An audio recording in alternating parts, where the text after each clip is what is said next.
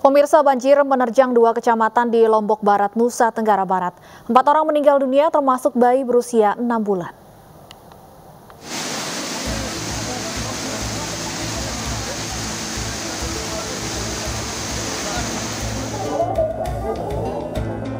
Tim SAR gabungan berjibaku mengevakuasi warga yang terjebak banjir di Lombok Barat, Nusa Tenggara Barat.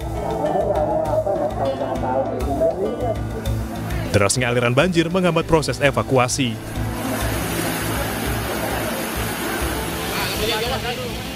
Akibat banjir bandang, 4 warga dusun Batu Layar meninggal dunia. Jenazah korban dibawa menggunakan mobil bak terbuka karena keterbatasan ambulans di wilayah ini.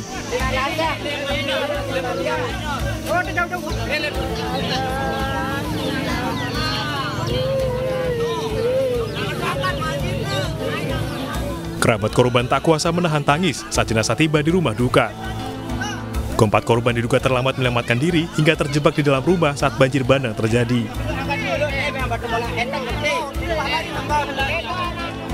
Selain 4 korban meninggal dunia, 1 warga hilang dan hingga kini masih dalam pencarian oleh warga dibantu petugas TNI. Korban atas nama Hasuri, 75 tahun, diduga hanyut terbawa arus banjir saat berupaya menyelamatkan hewan ternak miliknya. Waktu kejadian itu sedang mau menyelamatkan sapinya. Oh, ternaknya ya. Begitu itu datang air, langsung ditarik tangannya sama anaknya, enggak bisa, udah kejepit katanya. Oh, gitu. Kita makai. Sementara itu banjir mulai surut di sebagian wilayah Lombok Barat bagian utara. Warga kembali ke rumah masing-masing untuk membersihkan sisa lumpur. Namun warga kesulitan karena minimnya air bersih. Dari Lombok Barat, Nusa Tenggara Barat, Tim Liputan iNews melaporkan.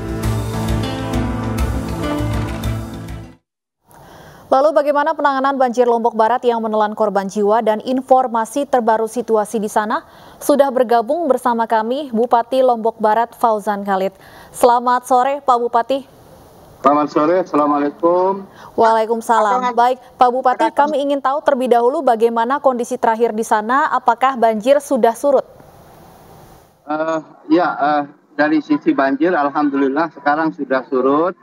Dan untuk pertama ini saya update informasi terbaru. Alhamdulillah jam 3 tadi 1 jenazah yang dinyatakan hilang itu alhamdulillah sudah ditemukan. 1 korban hilang sudah berhasil ditemukan. Artinya total ada 5 korban jiwa akibat banjir bandang ini, Pak Bupati? Ada 5 korban jiwa. Pak Fauzan, apakah artinya total ada 5 korban meninggal dunia? Betul, menjadi 5 ya, menjadi 5 orang meninggal dunia. Dan tidak ada korban yang masih hilang ya Pak?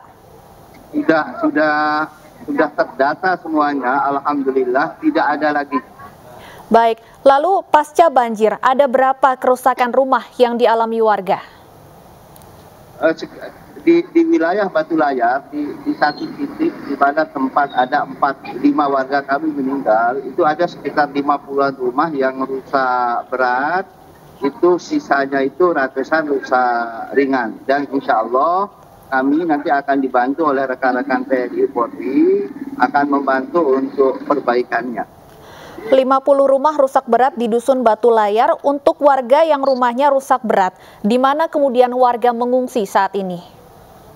Hampir semuanya mengungsi. Jadi yang bencana di Batu Layar itu semua warganya kami ungsikan, sambil secara paralel kami dibantu oleh TNI Polri melakukan pembersihan. Jadi semuanya itu kurang lebih ada 600 kakak yang mengungsi di titik banjir di Kecamatan Batu Layar ini. 600 kepala keluarga mengungsi. Ada berapa titik pengungsian yang sudah disiapkan, Pak? Ada satu titik ya, tetapi memang ada beberapa juga yang sifatnya terpencar di masjid-masjid, tetapi yang paling besar itu di satu titik. Untuk di lokasi pengungsian sendiri Pak, saat ini kondisinya seperti apa? Adakah bantuan yang masih dibutuhkan oleh warga?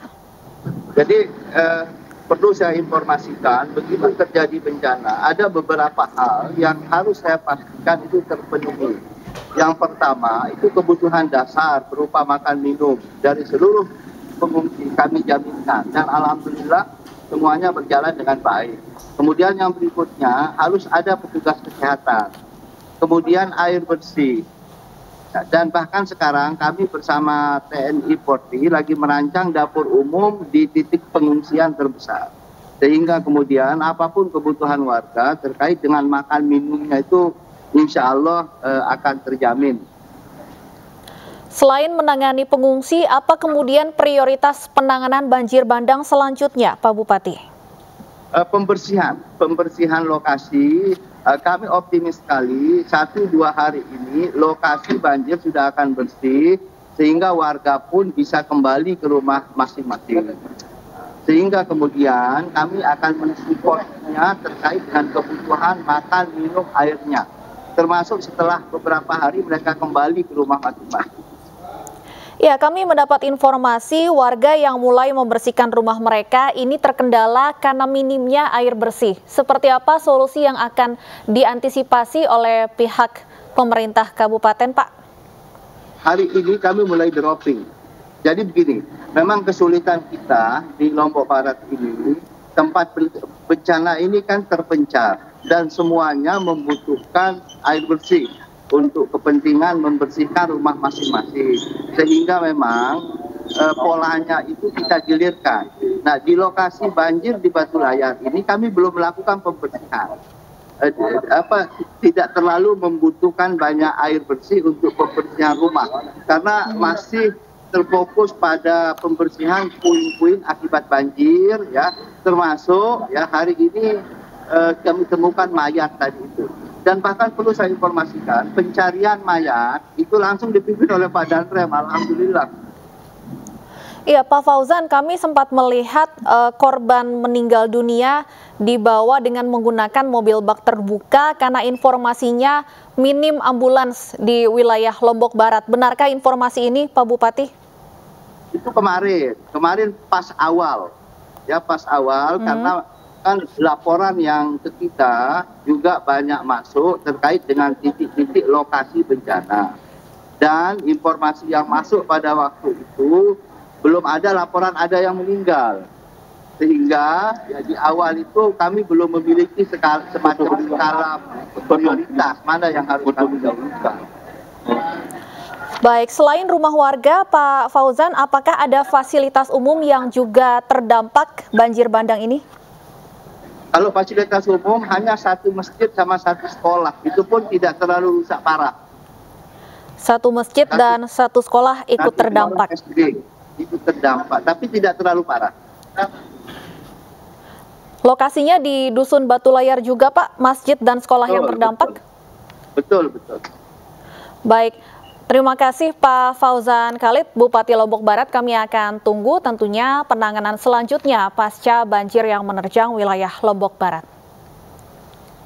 Pemirsa, hujan deras yang mengguyur wilayah Kota Makassar sejak 2 hari terakhir membuat ratusan rumah warga di 8 kecamatan terendam banjir setinggi 1,5 meter. Sejumlah warga yang terjebak dalam rumah dievakuasi tim SAR gabungan menggunakan perahu karet.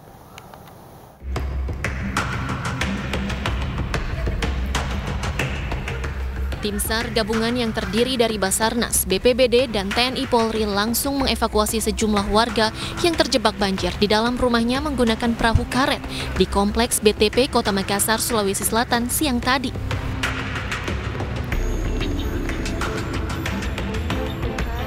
Warga yang dievakuasi rata-rata berusia lanjut dan memilih bertahan saat kawasan permukiman mereka dilanda banjir. Banjirnya hingga 1,5 meter yang merupakan suatu titik yang banyak personil atau banyak warga yang ditolong di sana. Di mana di titik itu di Kota Makassar ini dipenuhi dengan tim SAR, ada Basarnasnya, kemudian ada TNI dan Polri-nya. Berdasarkan data Basarnas Makassar, setidaknya ada 16 titik dari 8 kecamatan yang terendam banjir setinggi 1,5 meter. Buruknya saluran drainase ditambah curah hujan yang tinggi melanda wilayah Kota Makassar sejak 2 hari terakhir membuat permukiman warga dan sejumlah ruas jalan terendam.